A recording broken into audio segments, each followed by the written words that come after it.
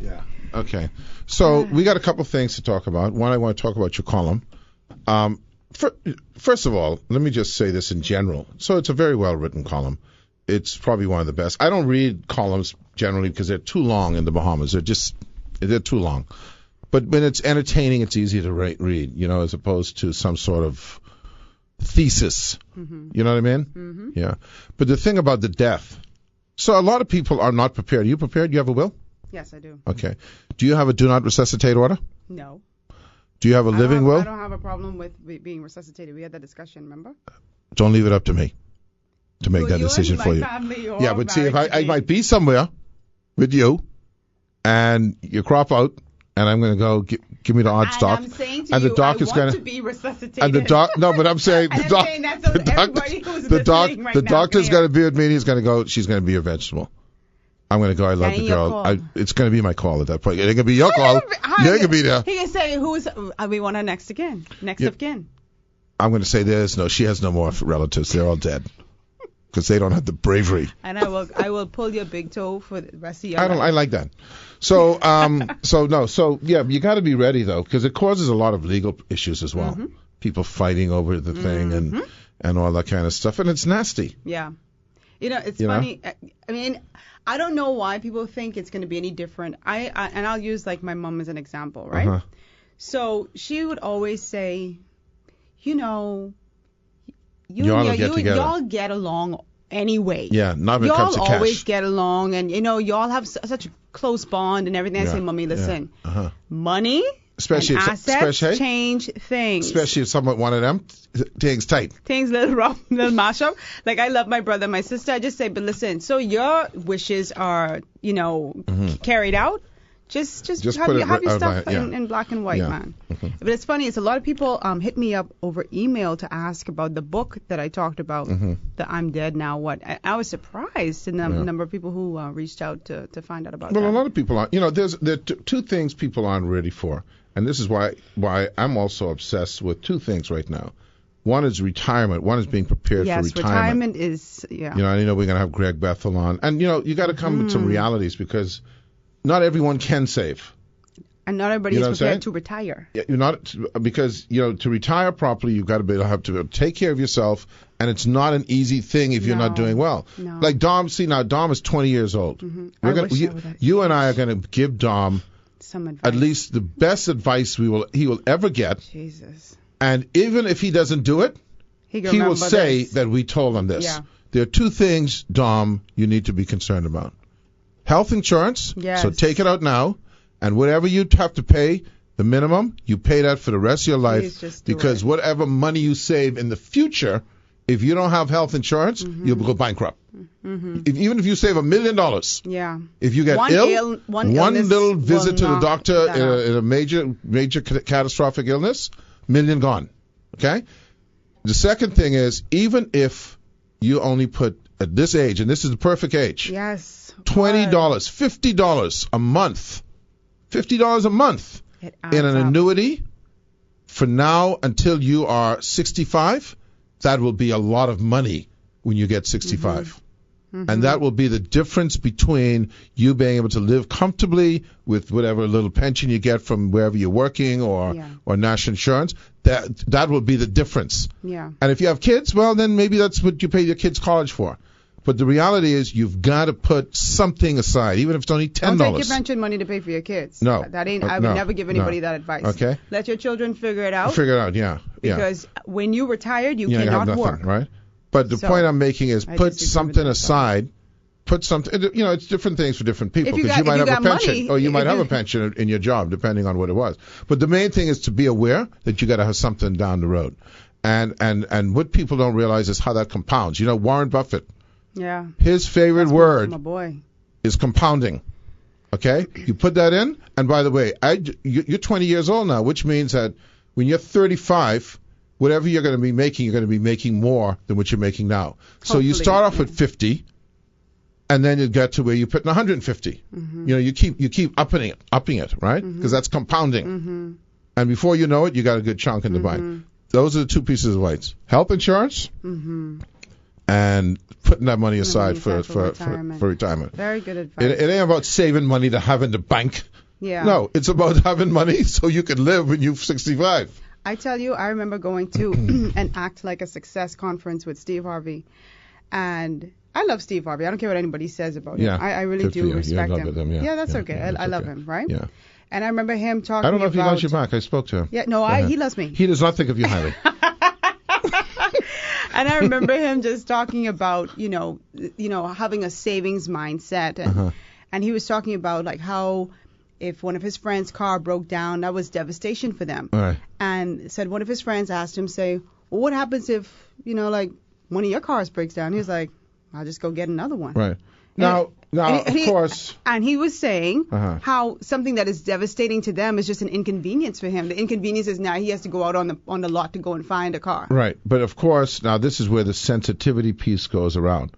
That's not possible for everyone. It's not. If you're making a minimum wage, you can't do it. It's not easy. That's why you have to have things like national health insurance and all that stuff. Listen, I totally understand. Right. But I'm talking to those individuals who are making some money, and they can save towards so that if their car when my car broke down, when my car went kaput, and I rode that car till the wheels fell off. Right. Okay, remember that little Mazda? Yeah. I rode that. I was in a position to go on my bank account and buy a car. Right. Right out. Right. I didn't have to go through the bank. Right. Because you had that savings there. You want to make sure you have some money saved up. You got to put something aside. And the thing, and also too, and the difference between, I think, especially in the middle class ranks, and we can't be responsible for everyone. And when you give advice, you're doing for people who can and other people who cannot. I know people. It's a struggle for a lot of people. Right. I mean, there are people who couldn't put $1 aside because every dollar counts. I mean, understand that. I totally understand that. But the people who are the whiners, a lot of whiners who they ain't whining because they have a 75-inch TV. So I'm just saying you have to make decisions about what you want. Right. Okay. I saw a clip with Graham Weatherford, who said, Excuse me. And this is really kind of, and I'm not a big follower of a lot of things that Graham says, but these are simple things. You say he can run 3 split units air conditioning for the same amount of money it costs him to iron a pair of pants, okay, to run the iron. So he said he'd rather be cool in the summer than crease up.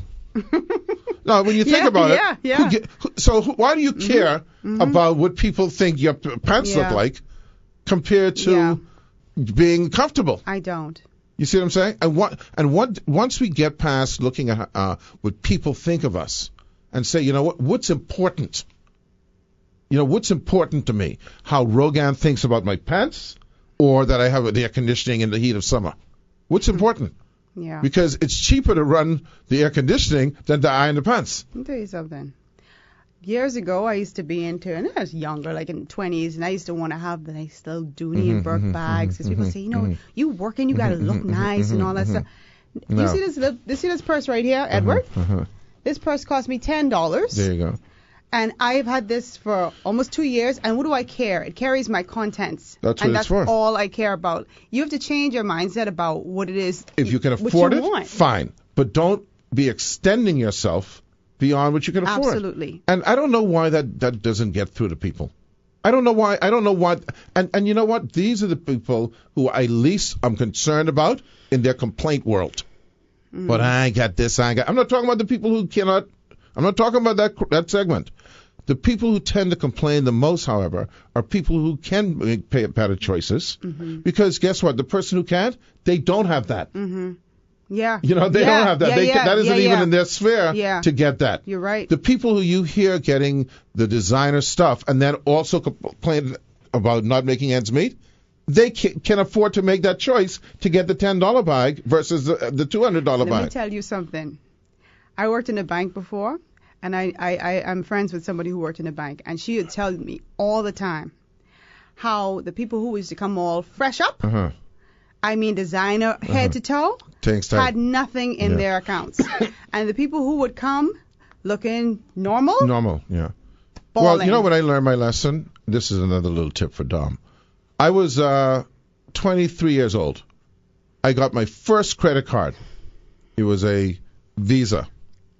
It had a 700 $750 credit limit. Mm-hmm. $750 credit limit. Was that RBC? Because that was mine back in the day. This was Citibank, because I used to work with Citibank. That was my limit. I went to Tempo Paris, and I knocked that right out.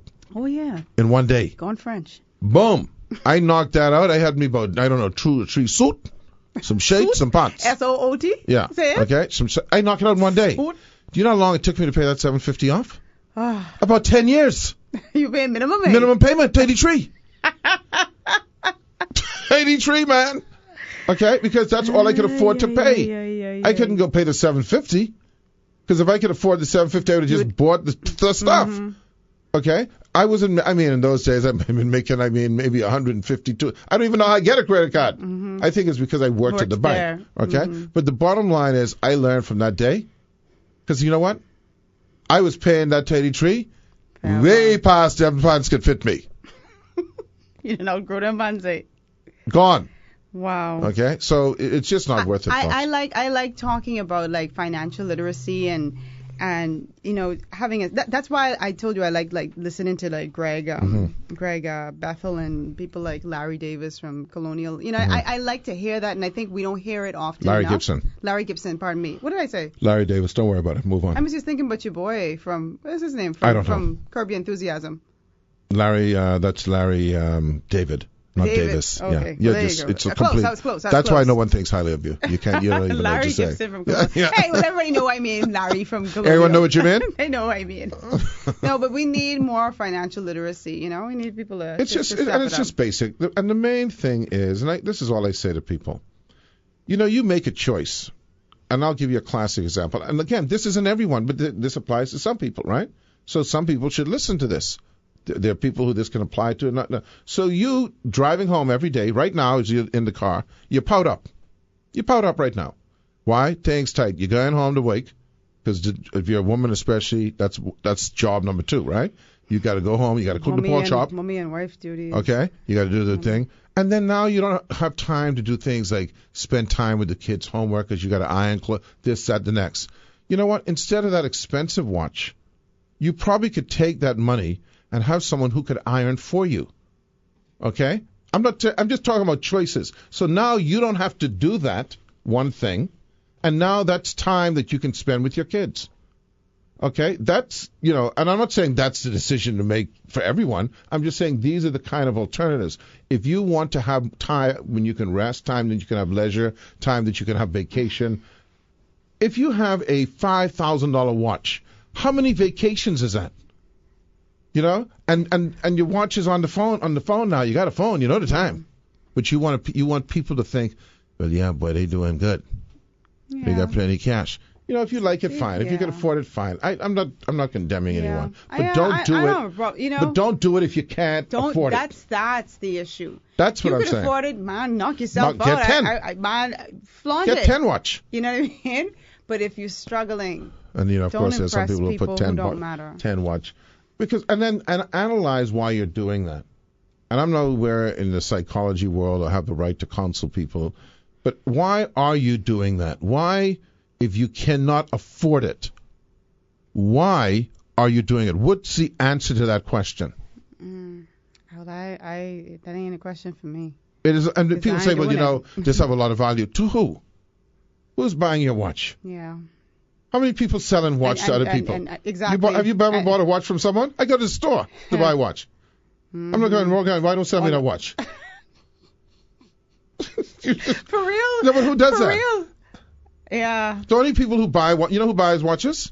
And they hot? They hot. Yeah, they hot. If you buy, if I have a watch, if I have a watch that's worth a lot of money, the only person who can buy that, someone who's ain't gonna be the money. I ain't gonna be getting the money from the sale. You ain't getting that money. Yeah. Okay. Dom done thief that from me. I believe you thief that. And sell that to take up the excitement. Okay. I'm completely out of the transaction. You ain't lie though. No. So just ask yourself as you're driving right now, why did I buy that? Mm-hmm. What is that for? Mm-hmm. Is it for the time? Well. You could get that just look at your dashboard. And there ain't nothing wrong with wanting nice things. No, Trust of me, course not. I like nice things. I know you like nice things. I like nice things. But it's about what I'm willing to trade off for it. You can imagine right now, right? And I'm willing to trade off a lot of stuff. I do okay. Okay? Mm-hmm. But now if I have a little inferiority complex and I say, well, you know what? Man, you know what I really could use right now? I could use a yacht, you know. I could use a plane. Go kill yourself. Let me go get him a boat. Let me get him a boat. And kill yourself. But yeah, he got boat, buddy. So now. Yeah, he got boat, but I ain't got no gas. I just park and dock. You see? And I tell people, why you ain't gone out on the boat this weekend? Too rough. Sea's that too time, rough. What's rough? So cold. The seas is 6 inch. Craig Smith saying the seas are 6 inch crest today. Beautiful day for boating. Beautiful day for boating. No, that's too rough for me. Hey, that's something. Oh, Lord. So no, just you know, folks, that when we're saying this stuff, we're saying it out of concern and care. And I do, yeah. I don't want to see my baby people struggling. And you have to. It's just a matter of reflection, right? Just reflect. And same thing goes for cars too. If you could get a smaller vehicle or a less expensive vehicle, just do that. Just do that. And in fact, I've been trying to convince the government for many years, and I hope they move around to this, that things like electric cars, cars under a certain size engine, should be, take that down to almost, take it to 10% duty. You feel me? Take it to 10% duty. Encourage people to buy those cars. There's always going to be people who buy boats like me. Yeah. Okay? But take it down. You get better gas emission issues. You have less traffic congestion. Parking is easier. So it's just easier on everyone. You need a big car though, because you're a tall guy. Yeah. You need a big. I can see you in my vehicle. Listen, those Mini Coopers, they got plenty of space, man. That's not my problem is I can't get in and out. See, as I get older, stepping down and stepping up is harder.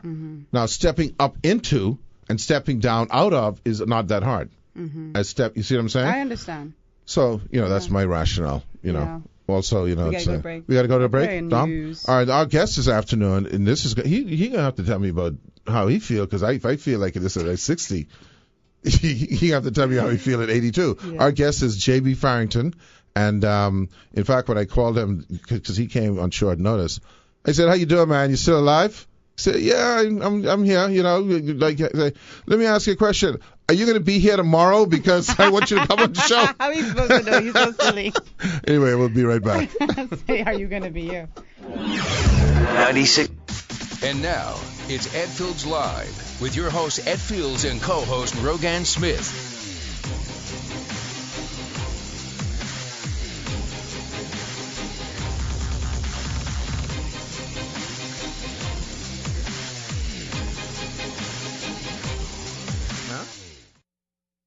I got to see, Dom is not versed in the point yet. The point. But Dom is good because our other boy took a little while to get it. Oh. Not big guy. I was just saying, because Kendrick, she got it. So Kendrick got it down. So we are here, folks. First of all, folks, Ed Fields here along with Rogan Smith, and welcome to the show. Our engineer today is Dom. He's 20. Look how JB's looking at it. Okay, like what the heck is 20? But anyway, JB Farrington is our guest, the incomparable JB Farrington, who I've had the pleasure to work with for that was at least 50. Now he has a stadium sound for his phone. Who I've had the pleasure of working with for at least 15 years. Of course. When I first started at Atlantis, I'll never forget, I came in and I interviewed with JB and Butch Kersner, and they said to me the following words, because JB's probably going to retire in the next year or so. Well, 15 years later it was the next year or so. How you doing, man? I'm doing very well, thanks, Ed. It's good to see you. Good to be with you. Yeah, man, it's a pleasure. I'm in your neighborhood now. My neck of the woods. Yeah. Listen, let me just say this, and I think we have to do this more often. There is a void, and that void is created by the fact that we have a lot of folks, and I don't want to sound morbid, but we have a lot of folks who have a lot of history, and we don't hear from those folks a lot. And unfortunately, then they go away. I say that euphemistically, of course, because they don't come back. Right. They go away, and we've not garnered from their from their experience and from their wisdom, their knowledge, their just understanding of what was and what is and what should be. And so I think we're going to just have to do this more often with folks like you, JB, and certainly yourself. Just so we can get an understanding of where we've come from, because I think that's a big issue, and in a very generic sense. I mean, we really don't know where it come from. I was talking to some folks from South Carolina the other day in terms of our heritage in that regard. So I'm very grateful that you consented to come on. Oh, thank you very much, Ed. I'm glad to be here with you because I grew up not too far from where we are now. The big HH. Hawkins Hill, right? And it was a beginning that I remember quite vividly throughout the years because that was where the first impressions were made on me that have remained relevant. That's the other part of it, is that you don't want to forget. Right. And I sometimes go to the old household up on Hawkins Hill. In fact, I did it the other day, and I was looking at a window, a dormer window on the second floor, because when we moved in, we could only move into one floor, the upper floor, because my father hadn't finished the house yet. It was under construction. So it was one of them kind of situations. Yeah. Moving and fixing as you go along. But that would have been, was Hawkins Hill the suburb? I mean, Nassau was very compressed. Well, you remember it was right next to the Collins Estate, and it was all bush. Right. And then, of course, they had the fruit orchards that went all the way. So to Collins Road. Estate, you're saying I'm standing here. Collins Estate is by Collins Avenue, and you're saying the Collins Estate went all the way to Hawkins Hill? No. Well, it was parallel to Hawkins Hill, but the estate itself went to Wolf Road. Wolf Road. Yeah. We used to ramble through there. In fact, when I used to go and had reason to go to TV 13 to do a special message, I could stand in the reception and I could look through the window and right into where I lived, where my house was.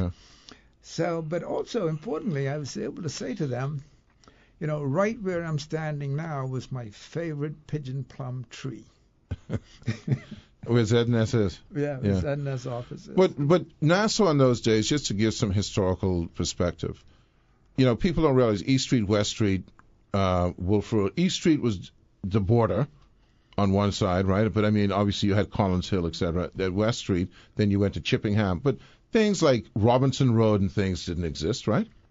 No. I mean, not that you were familiar with, because don't forget, in those early days, you either walked or you might have had a bicycle. So it wasn't the sort of thing that, you had the facility to go afield to investigate. Where other people live. So you just like, that's what you knew, is that those blocks, as they say. That's your blocks. That's right. Tony Allen, who is a good friend of yours, you and Tony and Bill, told me how his father got in his mind. They used to live on DeVoe Street, opposite Our Ladies. And his father got in his mind, maybe because he had some property out there, to move to Carmichael Road. Okay? From DeVoe Street. And that when he was going to school, they had a decision to make of going to St. Augustine's, what is Easton, where Columbus Primary is or whatever, and some other school. And, of course, they could go where they could afford. But the main thing, they couldn't afford no bike, so he couldn't go to SAC. But he walked from Carmichael Road to Columbus Primary. Gee. Every day. Yeah. Well, Ed, you got to understand that you grew up and you were privileged. Hello? Me? Boy, so I grew up right over there. No, but I mean to walk from Carmichael Road. I mean it seems excessive, to go that far. Well, when I went to Easton Senior. Now, where was Easton Senior? That's where the post office is now on East Shirley Street. Okay. Okay, yeah. So you could have walked to that. Yeah, that was easy. My brothers went there as well. Mm-hmm. And then they went to Government High, which is in Nassau Court. Right. That's opposite the Hilton for people who don't quite know where the. Fortunately for me, I went to Easton Senior as well, and Donald Davis was the headmaster. And where was Easton Senior? In the same place. So you went to Easton Junior. No, Easton Senior. Okay, all right. Yeah. So but then when I got, I was fortunate enough. I don't know. It was just the luck of the gods, I suppose, that when I sat the entrance exams, I was awarded a scholarship, and that was £10 a year. And what they can get is like some bread now, I think, right? £10. Boy, that's way back in the day. And the scholarship sent you to where? Government High. Okay. In Nassau Court. Now, first of all, I go to that post office. How many people went to that school? 13? Because it's so small. No. We had a good number of people, students there, because we used to play ball in the back garden, in the back field. So that extended further back. Yeah. But that was. I was.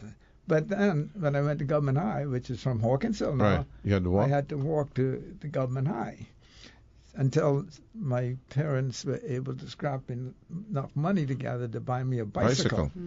That's the big heavy bicycle? No, it was. You know the big heavy ones I mean, right? But listen, let me ask you a question. I want to, this is very important stuff too, about race. So when you went to Easton Senior, what was the makeup of that school? At the time? It was predominantly black Bahamian, but there were white Bahamians and light-skinned Bahamians. Right. So it was. It was fairly. But it representative. It was to me a lot more freedom and association than what I think subsequently emerged. Yeah. We had. We got a break? Okay. Yeah. We're going to take a break. We'll be right back with J. Barry Frampton. We'll talk, obviously, about the tourism world, which he's been such a part of. But I want to get some more of this historical perspective, and then we'll lead into that, because that also kind of gels in or segues into your career in the tourism sector. So we'll be right back. Good evening once again, ladies and gentlemen. Ed Fields here along with Rogan Smith and Dom Rogers. Sounds like a sports name or something like that. Dom Rogers is our 20-year-old, I'm going to highlight that, engineer. And we have in the studio our 80-plus-year-old person, J. Barry Frampton. He's telling me, shh, at this stage, you don't care about this stage, do you? Do you really? No, he doesn't care. But you're in good shape. I should be ashamed to say I'm 60 because I look more like 80. But anyway, so you're talking about your upbringing. We're talking with J.B. Frampton, by the way, who everyone recognizes as a man of extreme stature in the hospitality industry, amongst other things. But I'm intrigued with this community thing, right? Because you grew up on Hawkins Hill, you went to school at Easton Junior, you played at Easton Senior. Sorry, you played at Easton Parade. Everything got Easton in it. You went to the piano at Armstrong Street. I mean, your world was a very contained space. Yeah, in large measure that's true, because we had a youth club. In fact, it was started as a boys' club and used to meet in St. Matthew's schoolroom. And that was started by Sergeant John Pugh, who became a priest and then subsequently, in charge of St. Anne's. St. Anne's, okay, that's right, Father Pugh. So when he left and went back to England, because then he studied to be a priest, and he would come back. But in the meantime, my mother took over the club. And changed the name and called it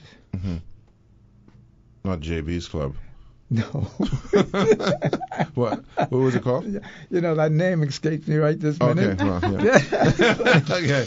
Well, so go ahead, Rogan. No, I was going to ask him. I mean, you know, it's very rare for us to have someone. I'll tell you what it was. It was the Peter Pan Club. Oh, how do you forget that? Stay young. I need eating more peanuts. Do you have any recollections of Collins Wall?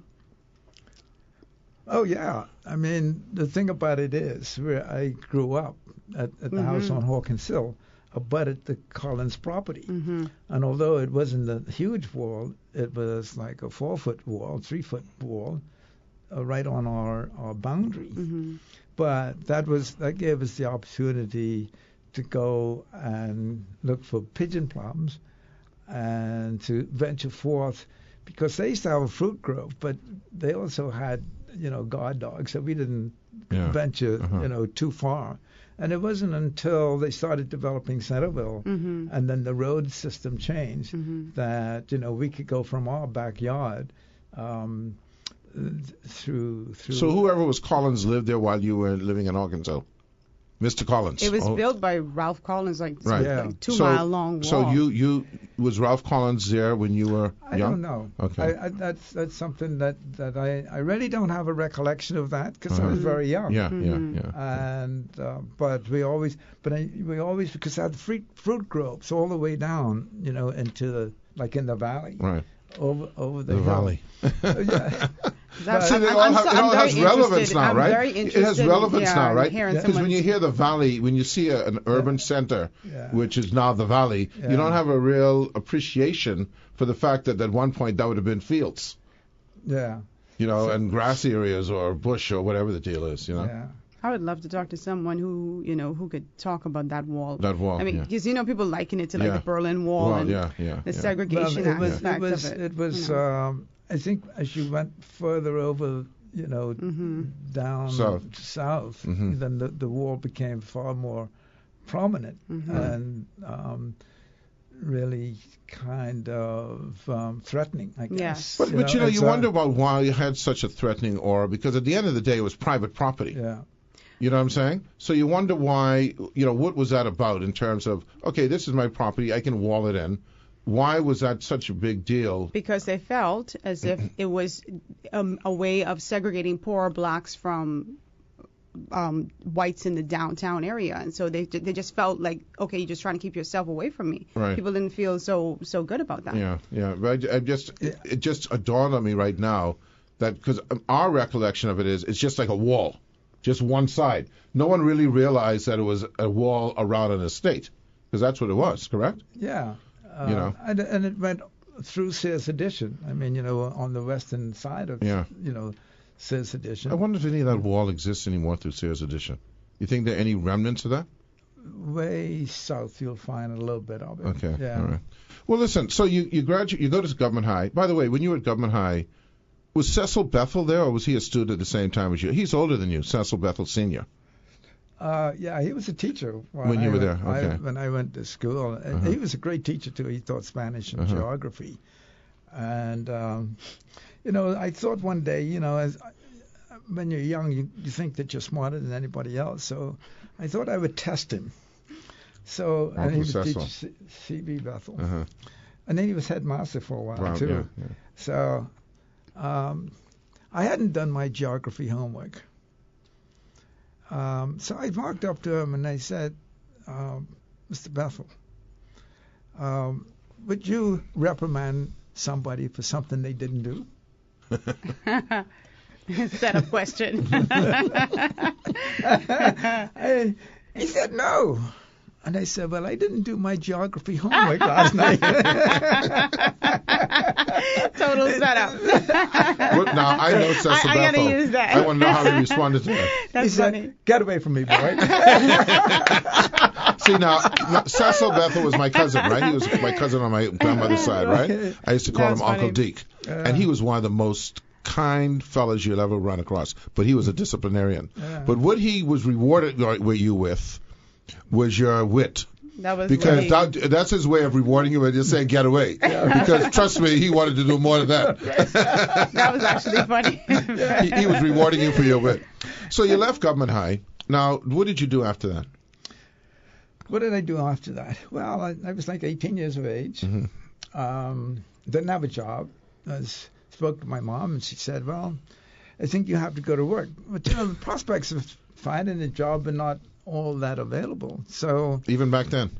Yeah, a small community, small economy. However, I said, well, what do you think I should do, Mom?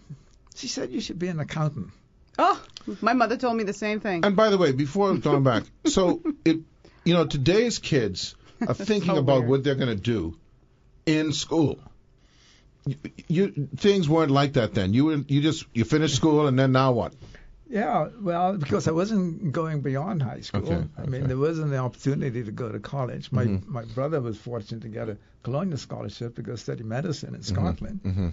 And my brother Ramon, who was 6-7 years older than I was, with his group, they all went to Canada and joined the Canadian Air Force. Okay. I was going to leave. I'll tell you a story.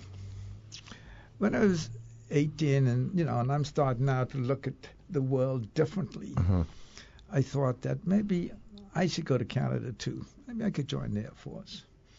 So my sister Faye, who had a pen pal in England, was 3 years older than me. So pen pal. I figured that she was, she'd be home with Mom and Dad, and I'll have my opportunity to bail out too.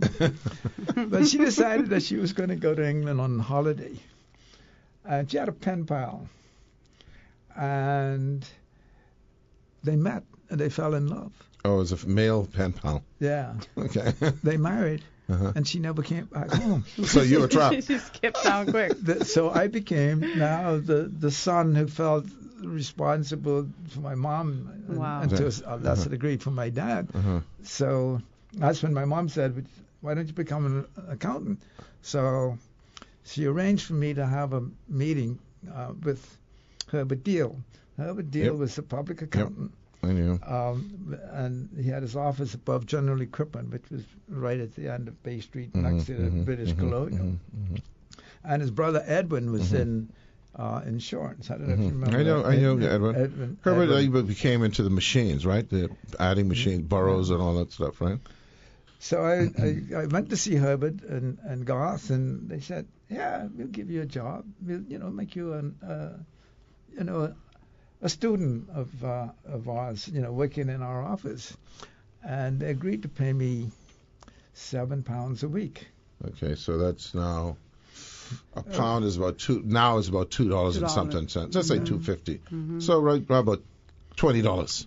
Yeah, right. Okay. So yeah, I was happy, but I have my own story to tell you about what I did with my first paycheck, my first £7. My first £7, but I'll come back to that, because then I'm saying now, they're trying to teach me to do accounting, which I was okay, I could 2 plus 2 and multiply, I could get that far. But they were also the accountants for Hobby Horse Hall when it was owned by Dr. Sawyer. So they managed Hobby Why did I think that was a government-owned thing?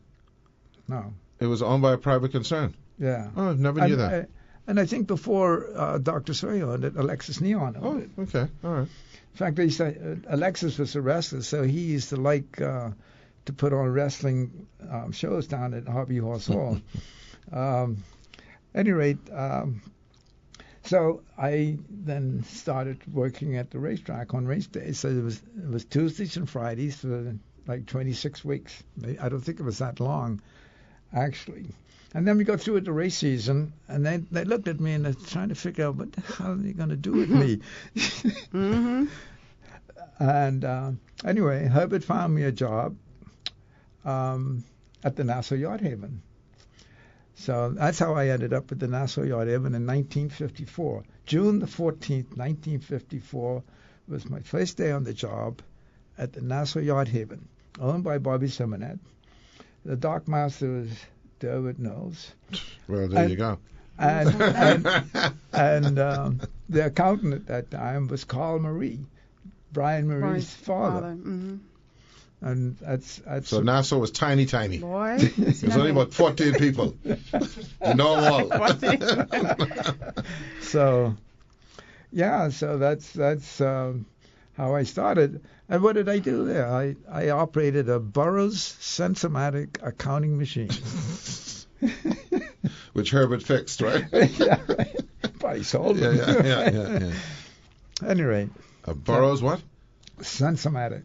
Sensomatic. That's what you call your computer back then. Yeah. Okay. So that's a whole list of buttons, a whole slew of buttons on that thing. So you did that for how many years before you? And when did you move and shift into the hotel industry? Because you must have worked at Yacht Haven for a while. Well, I was at Nassau Yacht Haven, but we also owned the Pilot House Club. Okay. And Bobby owned that as well. And it was not until 1968. I'd been there for a while, and he made me president of the company. I don't know why. Of the Nassau Yacht Haven? Nassau Marine Services. Okay. You don't know why. That owned the Nassau Yacht Haven and the Pilot House. Okay. And it was while I was there, and then Donald Andrews was one of the partners who kind of oversaw what was happening. Donald Andrews, what is he to Phil Andrews?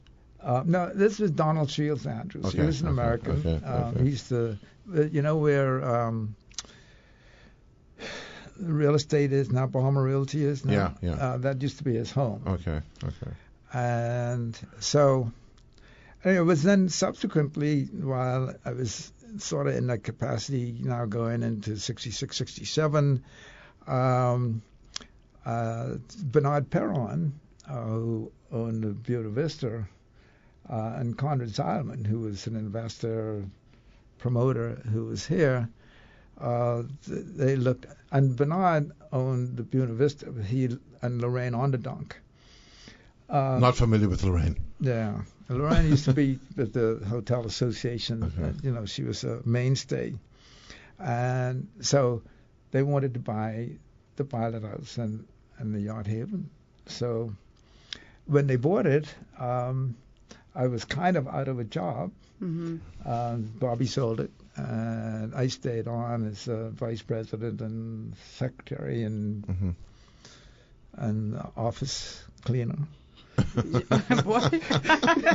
You're a generalist. Yeah, everything. You need that job. Yeah. Whatever needed to be done. What you did with the salary, the £7? Oh yeah, but that went while I was still with Bobby. That went to £9. By the time I became president of the company, I was making £22 a week. President of the company.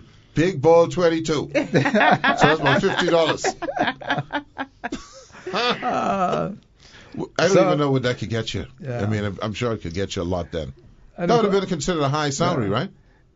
I had no benchmark really. Yeah, that's true. I had, but on top of it, I got married. You don't play now. See, Tom, you got to get that £50. You got to get married. $50. I was 21. Yeah, 21 when you got married. Yeah. Wow, that's young. Yeah. That's young to me. Yeah. Just 1 year above Tom. It was young. I got married. Well, I just will tell you now. I've written a book.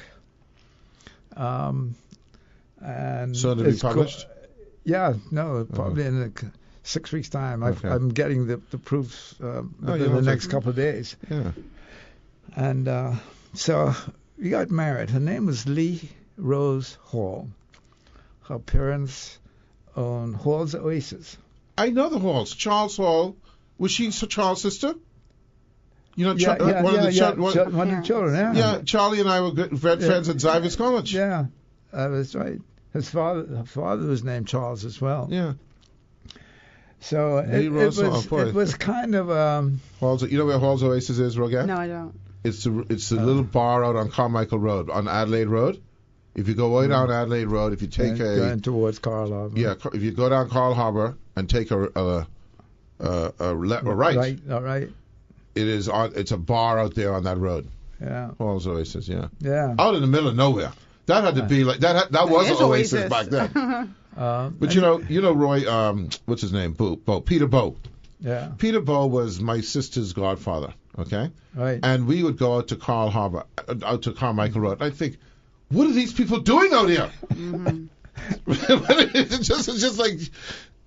It was scary, Rogan. You know, there's no one out there. They had a restaurant called Hall's Oasis. Yeah.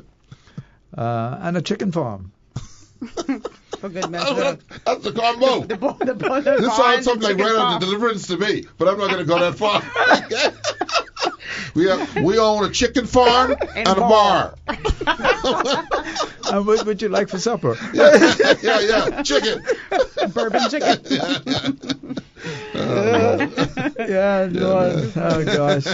So you and Lee Rose Hall. Lee Rose. Uh-huh. And that's where John and those folks came from. Yeah. John and Bruce. Yeah. It was. But you know. By the way, his son and I were in the same class in high school. Really? Yeah. You know, you imagine growing up in the 40s and into the 50s, you know, in a very small community, you know, families and relationships are all interwoven. Uh-huh.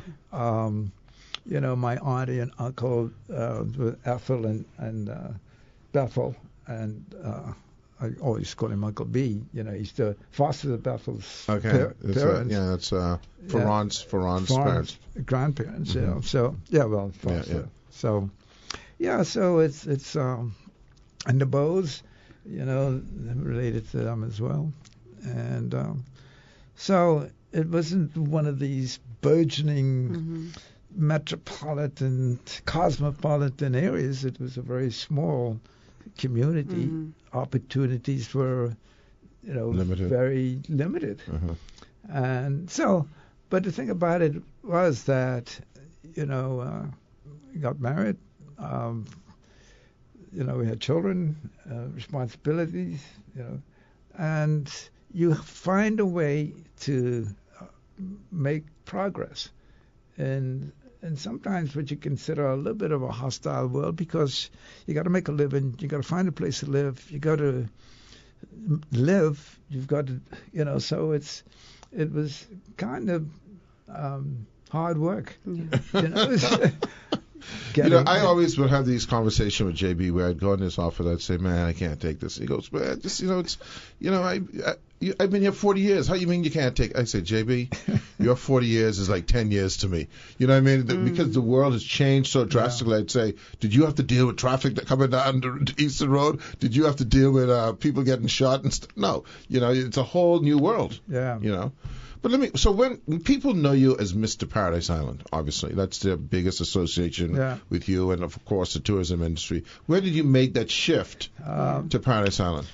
Well, when Bernard, you know, working with him, we were ultimately purchased by British American Insurance. And Bernard was very entrepreneurial and forward-thinking, and because he had Buena Vista, where he had a good reputation, we wanted to expand our horizons, and Bernard looked at, let's go beyond the pilot house. We expanded the pilot house. In fact, we added 80 rooms onto the pilot house while he was there. And then we moved towards buying the Montague. You know, we bought the Montague. Did you remember the pilot house, Rogan? Okay. It's still there, but it's apartments now. Yeah, But so we bought the Montague Beach Hotel. 176 rooms, built in 1926. The cabanas were built, you know, somewhere in the 50s, and which were abutting the tennis courts.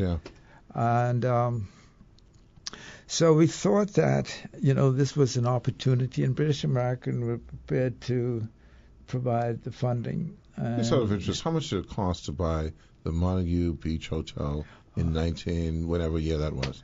It would have been like 1969. Okay. Gee, I really don't know. I can't recall, you know, what it was. And it wasn't necessarily a number I was privy to. Okay. But the beauty of it is that, you know, including the property that on which the hotel itself is situated, overall we had 38 acres of land. I know, it's all that stretch, All the land, all the way to the shopping center, Harbor Bay Shopping. And where the shop, where the I never realized that. And where the Harbor Bay is, used to be what they call a Silk World Farm. Did you know that? No. That I learned that from Pericles Mills the other day. Yeah. They grew mulberry trees. Mulberries, that's right. Right where Harbor Bay is today? Yeah. Yes, exactly. From Shirley Street to Bay Street. That was about 7 or 8 acres. We owned 30 acres east of that, and then at the end between the hotel property and the beach, Montague Beach. Did they produce silk out of there? No, I don't. Okay. I don't think they did anything thing with it. You ever tasted a mulberry? No. I was shocked that we grew mulberry trees. I have some in my yard, and I just planted them. When they come, I can give you some. Yeah. Now, you own from Harbor Bay, and I never knew this. I thought that Montague ended, like, by Waterloo. No. And so you exclude the 8 acres for Harbor Bay. Okay, right? Okay. So we had 30 acres east. Right, plus 7 acres that just for the hotel property. But Montague, so it went around Waterloo? We owned Waterloo Lake. Okay. But not the Waterloo, but that was Stafford Sands' house, Waterloo. Yeah, that was on the Bay Street side. Okay. Yeah, okay. That was. Is that where you picked up tennis? Well, Well, I used to play rugby. I played all the sports. Okay. I used to play baseball on the Western Floor with Tony Curry and Andre Rogers. Take a break. When we come back, we'll get into the sporting element. But then we got to.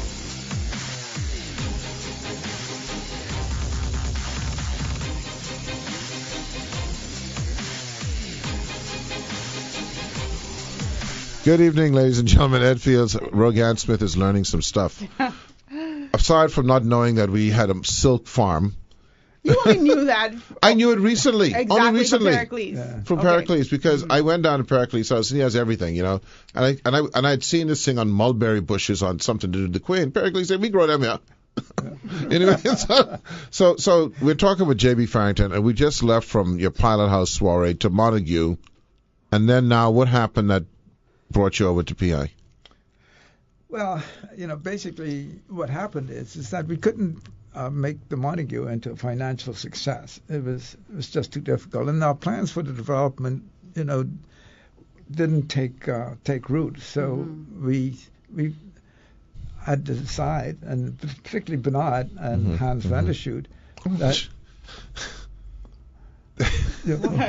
Oh boy. Anyway, Hans Vandershoot's house is not far from where I live now, and his daughter and I were in the same class in Zivers College. Audrey Vandershoot. Yeah, but never knew what her father did, but that's now I know. Yeah, Hans was a hell of a guy. He was in the Dutch underground during World War II.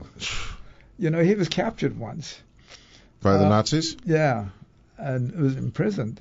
And one of the guys who was in prison was captured with him had a revolver, but he was able to hide the revolver in his boot until they got into the cell, and then when they took the revolver out, they dismantled it, and then piece by piece they took it out and left it in the kitchen.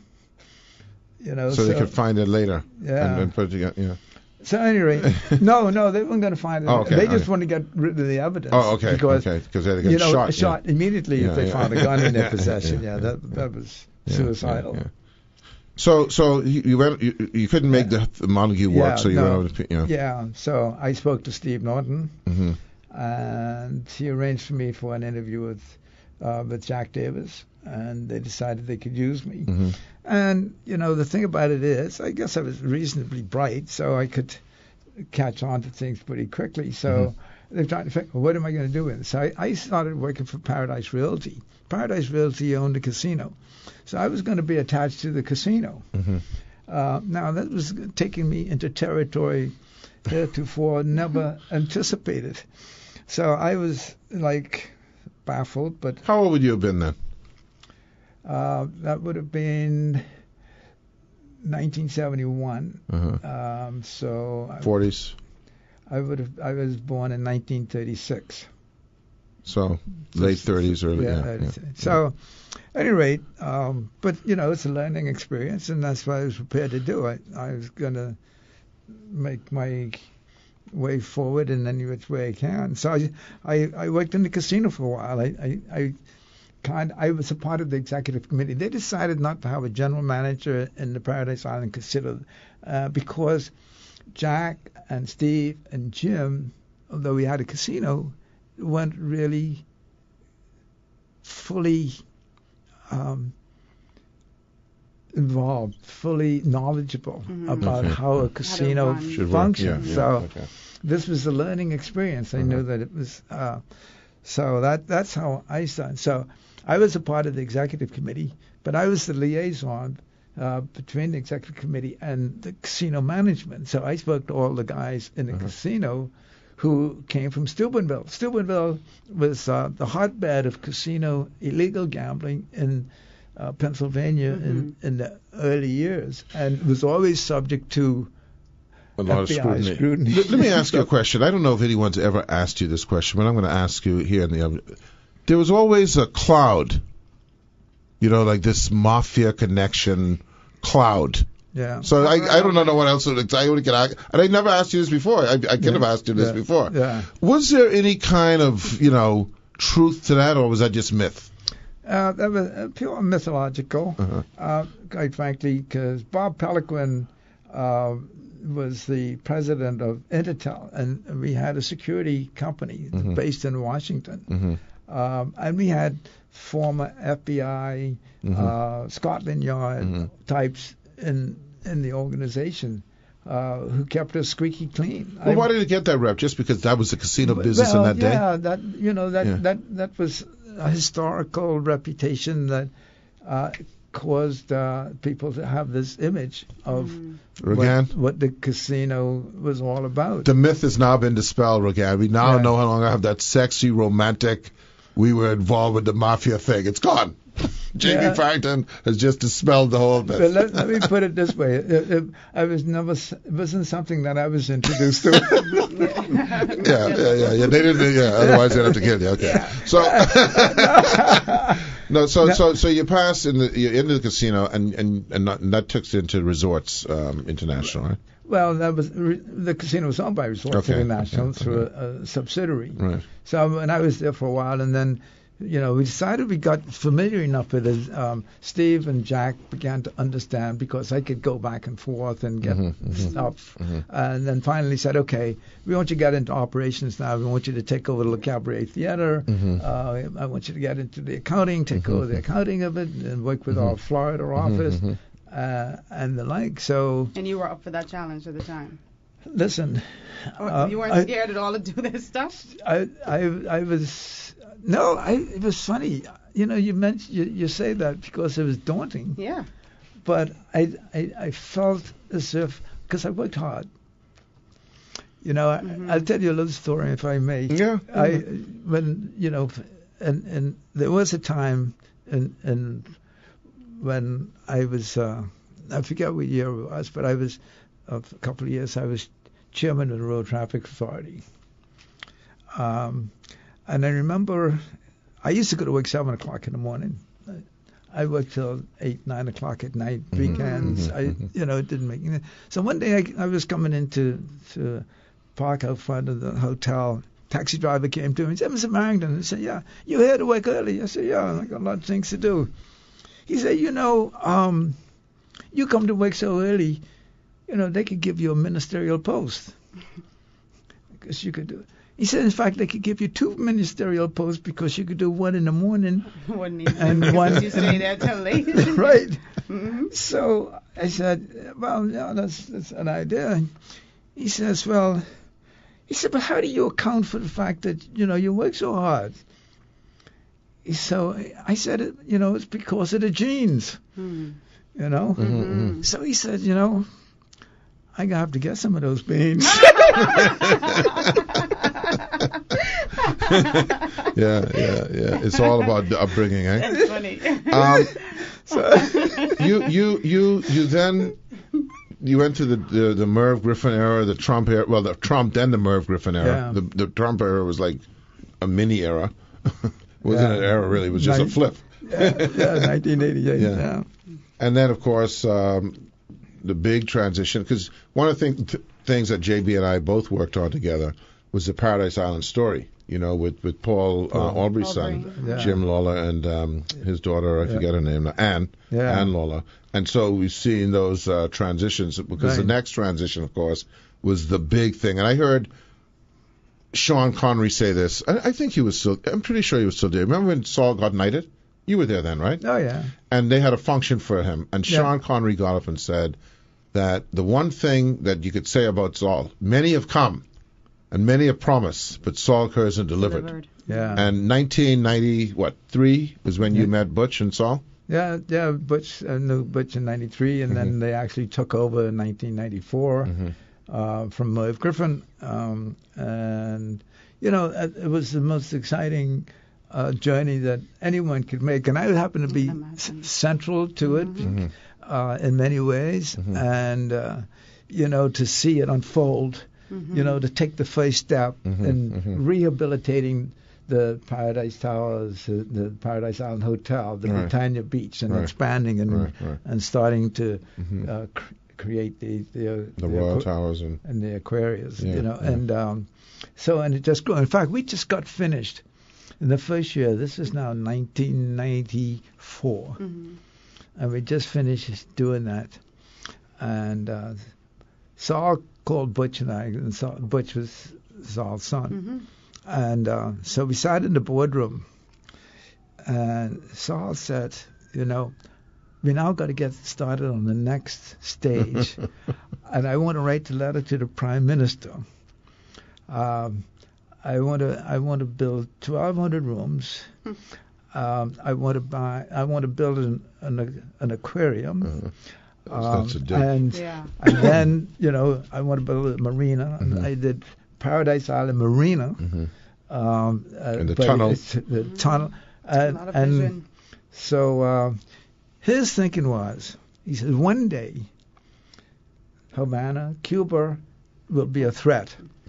And he says, I want to create something that will be so magnificent that threat would disappear. Right. So we're sending. So he said, well, let's write the letter to the Prime Minister. So we write the letter there, and we're thinking about, how much money we're going to spend. And it's an enormous. But I'll tell you, Royal Towers, when we got all the approvals, because I was the in between the company and government in those days. It's just, in those days, I was in favor. Well, we both went through the roller coaster, right? So, at any rate, so we got things, going. So, at any rate, but it was the most magnificent journey, because there was no one like Saul in respect to paying attention to detail, because he and I used to walk around the property on Saturday mornings, and he'd say, "Where are the other executives?" I remember he would do the same thing. Yeah. So he said, "Why is that bathroom urinal not working?" Yeah. But we look at it, and one of the things that motivated him, and which he captured in such a forceful way, was the fact that people liked what he did. They were fascinated what he did. So we were walking, from the Royal Towers towards the casino one day, and he says, "You know what? It's because I pay attention to detail." Oh yeah, which you don't inspect, don't expect. Yeah, and I could tell you, like the railing from coming up from the pool in the lobby at Royal Towers, the railings were made in Sheffield, England, right? The ceiling painting, we brought in artists from Spain. Shahuli. Shahuli with the chandeliers and the glassware, I mean, so, that his imagination, because I been to his place in South Africa too, which was big as well. Yeah. But nothing like the scale. It was. I got to tell you the story. How did we get the name Atlantis? I know the story, but I can let you tell it. Yeah, but it was never intended to be that. He had another name for something that was similar to what was done in Las Vegas. But he went to tea at Government House. Lady Darling. And he was talking with Lady Darling. And they were talking about, and she said, what you should create is Atlantis, the myth of Atlantis. Are you kidding me? And that's what he did. Yeah. Lady Darling. Yeah. Saul Singh was one of the things he did when he came into the Bahamas and saw the property at first, was not entirely interested in the property at all. No. But when he went out to the beach and he saw the water, his vision was, that's it. And I'm going to bring that into the hotel. Yeah. And then I think he had this discussion with Lady Darling about bringing the water into the hotel. Yeah. And that's when Lady Darling, she'll tell you today, she's responsible for that name Atlantis, and she is. Yeah. I'm glad you reinforced that too, but that's what happened. My goodness. I got to say something because we got a couple of minutes. So first of all, I want to say this. You say your book is going to be released in 6 weeks. Please do me the honor of coming back and let's talk about the book when you're in your book tour. Okay. Sure. So do me the honor of that. But let me just imagine now that story, right? All of that story, which isn't even completed yet, right? Because we haven't talked about his public service and all that stuff. But imagine how you think I felt at 30-something years old when I was called in by Butch Kersner. I met the same way that you met with Saul and Butch. I met with JB and Butch. And I'm being asked to take the position of succeeding JB. Right.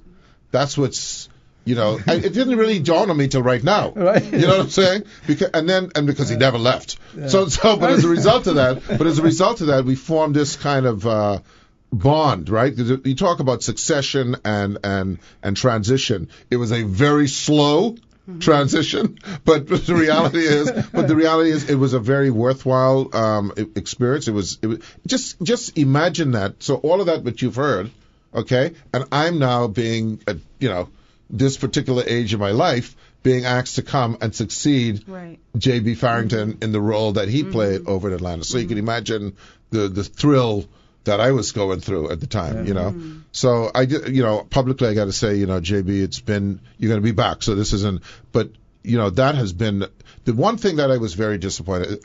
And I tried to do a video, but they cut the video. When you retired, I couldn't be there. And the reason, why I couldn't be there? Because I went to Obama's inauguration, if you recall, right? Yeah, I remember that. I say, listen, man, I did a whole video where I was pretending to be at the inauguration at the time, but they cut the video. I went and taped it and everything. I had the coat on, like I was still in Washington. I did it on Marathon Road. Yeah. Okay. But no, so I want to tell you, it really has been a pleasure. And I told you this would be a breeze. This would be like we always sitting in the office talking anyway, Yeah. And there's so much more to go. Yeah. So I really appreciate you coming. Yes. And I hope, we're going to be, in fact, I would like you to be the first, you probably have some bigger mucks that you got to go do, but I'd love it if you could come here and launch that book, or at least, give us a pleasure of being a part of that tour and talking more about what the book means in terms of your career and your history here. Yeah. No, thank you, Ed, for saying those comments, and that with the journey, it's all the people that you've been associated with within the company, outside of the company, that enabled you to grow, steadily, and, to make life so worthwhile living. And, it was, it was just, it's like the first time that I met with Hubert Ingram. We went strike because the casino in Freeport was my responsibility in respect of overall control, right? And we were negotiating an industrial agreement with the Bahamas Hotel and Allied Workers Union through the Freeport thing. And they went on strike. And we knew they were going to go on strike because I went down there that afternoon. I just finished negotiating the contract here, and I flew down to Freeport with Michael Reckley, and Tom Bastian walked in, saw me, and got very upset because what they were asking for was far more at Freeport than what we got in Nassau. Yeah. So I said, well, no, we can't agree to that. Mm-hmm. So they went on strike. But that's when I met Hubert Ingram, because he was representing the Holiday Inn. Mm-hmm. And so we were in the midst of this heated thing in Turnquest's office, and then we had a break like 1 o'clock in the morning, and Hubert and I were standing out in the parking lot talking and smoking and laughing, and you know it's you talk about relationships. You talk about fate. I mean, and we've been very close friends ever since that. But it was that event that brought us together. I tell people all the time that whatever success I've had in my job, it's all about relationships. And the reality is, and I'll leave you listeners with this, even to this day, and JB can attest to this, there will be some things that I run across, some very tricky things. And I pick up the phone, I call JP, and I say, listen, man, how you would handle something like this, and that's how things should be. That's how things should be. You don't just forget the past. You call on the past. And by the way, those situations, as you know, I always report back to you. They always seem to work out, even if I don't use the precise strategy that he would have suggested. It's a bounce off, and it allows you to think more clearly about how you're going to move forward. Listen, man, it's been wonderful. This is the first time we've ever done a show together like this. I know. And I'm sure we'll do some more. Yeah. Well, thank you very much. You're going to be here tomorrow, right? Oh, Lord. Listen, man, and when the book coming out in 6 weeks, we'll have you back on. Thank you very much. I enjoyed it. All right. Ed, you, Rogan, and thank you very much. Don't forget Big Dom, receiving 20 years me so old. well. No problem. Thanks, Dom. And Dom. To you. DR. Yeah. So we'll see you, Dom. We'll see you. Thanks a lot, and we'll listen. And on we're going to be here on Monday. Yeah. And we know who our guest is going to be, but we're shuffling some things around, so it'll be either one or the other. We'll be back on Monday. See you. Have a great weekend. And now, it's Ed Fields Live with your host, Ed Fields, and co-host Rogan Smith.